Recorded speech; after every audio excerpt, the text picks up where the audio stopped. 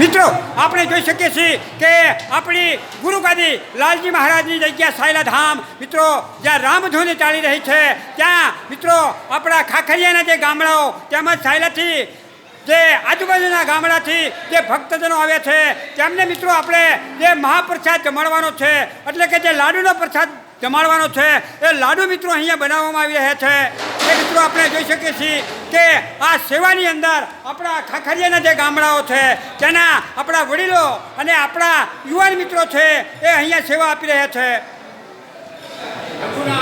મિત્રો આપણે જોઈ શકીએ છીએ કે અહીંયા આ લાડુનો પ્રસાદ મિત્રો અહીંયા તૈયાર થઈ રહ્યો છે મિત્રો આપણા ખાખરિયા તેમજ સાયલાના આજુબાજુના જે ગામડાના ભક્તજનો અહીંયા પધાર્યા છે લગભગ 1500થી 1700 જેટલા હરિભક્તો આજે અહીંયા પ્રસાદ લેવાના છે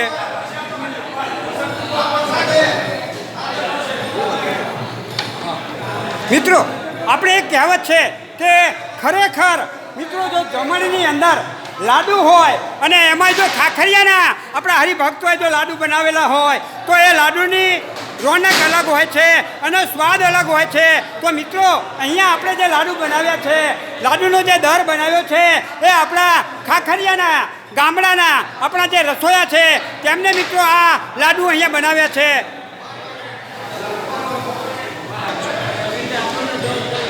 હા ભાઈ હા લાગી જશે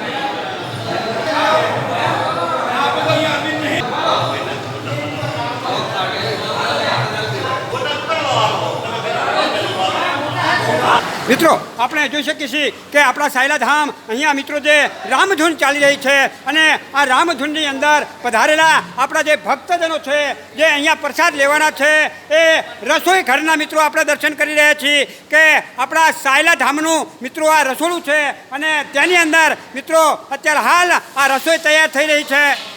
દાળ ભાત મિત્રો તૈયાર થઈ ગયા છે મિત્રો આપણે સામે જોઈ શકીએ છીએ કે રોટલી અત્યારે અહીંયા બની રહી છે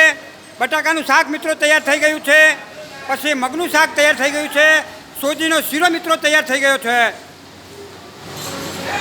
મિત્રો આપણે આજના રસોઈના આપણા જે દાતા છે એની જો વાત કરવી હોય એટલે કે જો આપણા યજમાનની વાત કરવી હોય તો યજમાન છે પટેલ અરવિંદભાઈ ઠાકરજીભાઈ મેળાગામ અને બીજા આપણા યજમાન છે પટેલ રમેશભાઈ ઝુંડવાળા આ બંને મિત્રો આપણા આજના ભોજનના યજમાન છે